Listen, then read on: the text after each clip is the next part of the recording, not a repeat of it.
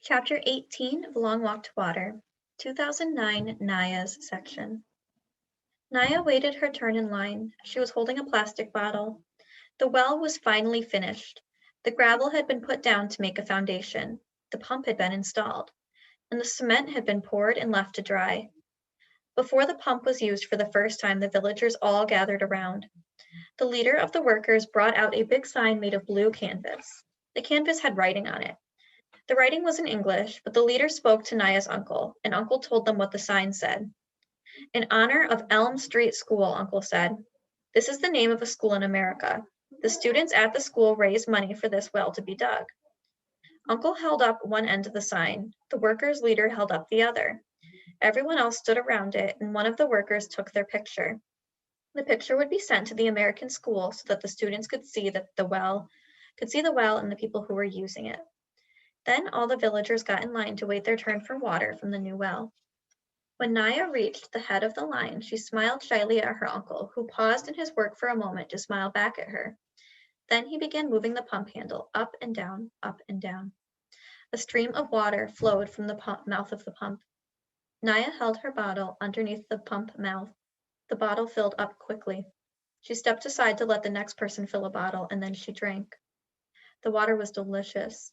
It wasn't warm or muddy like the water from the pond. It was cool and clear. Naya stopped drinking and held up the bottle so she could look at it.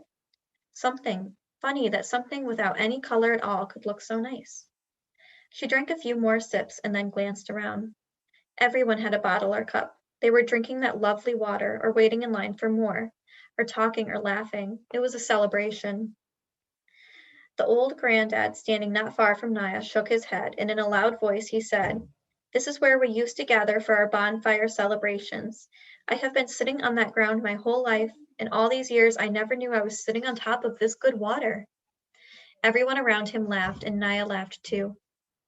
In a few days, the school would be finished. Naya and Dep and Akir would all go to school along with the other children. Next year, there would be a marketplace where the villagers could buy and sell vegetables and chickens and other goods. There was even talk of a clinic someday, a medical clinic, so they wouldn't have to walk so far to get help as what they had to when Akir was ill. It was all the well that was bringing the village and all of these good things. But the well was not for their use alone. People would come from miles around to fetch the good clean water.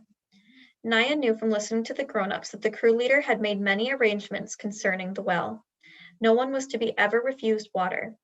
Some of the villagers would be responsible with maintaining the well. They would be busy with this new work, so the entire village was to help with their crops and cattle. Other villagers, including Naya's uncle, would resolve any disputes that arose. The well would change their lives in many ways. I will never have to walk to a pond for water, Naya thought. She wandered around a little, sipping on her cool, fresh drink, and then she caught sight of the crew leader. He was standing by himself, leaning against one of the trucks and watching her uncle work the pump. Dep saw her looking at the man. "That man is the boss of the workers," Dep said. "You know he is Dinka?" Naya looked at Dep in astonishment. The Dinka and Nuer did not look very different physically. You had to look at the scar patterns on people's faces to tell the tribes apart. The Dinka scar patterns were different from those of the Nuer. But the crew leader had no scars on his face.